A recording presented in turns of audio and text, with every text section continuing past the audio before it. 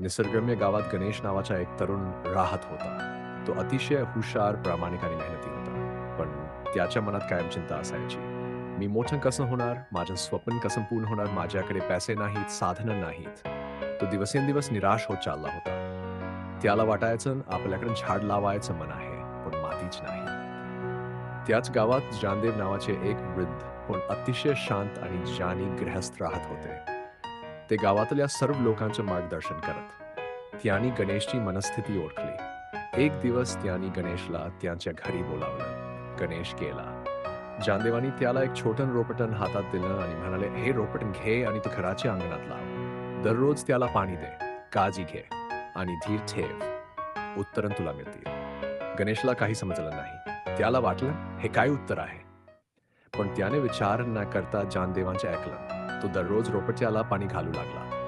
पहिल्या काही दिवसांत काहीच फरक पडला नाही. रोपटण तसंच होतं. मनात पुन्हा निराशा डोकावली. पण त्याने हार मानली नाही. काल लोटत गेला. हळूहळू त्या रोपट्याला नव्या कड्या फुटल्या. पाने आली, ते झाड होऊ लागलं. आणि गणेशच्या मनातही काहीतरी बदलू लागलं. त्याला जाणवू लागलं, हे झाड रोज थोडं थोडं वाढत तसंच माझं जीवनही वाढू शकतं, फक्त मी थांबू नये.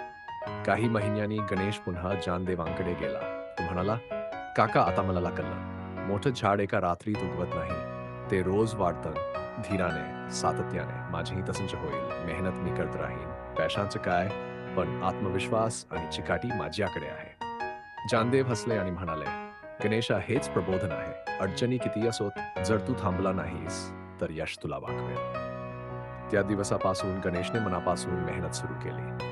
त्याने स्वतःचे ध्येय ठरवलं आणि त्यासाठी रात्रंदिवस प्रयत्न केले.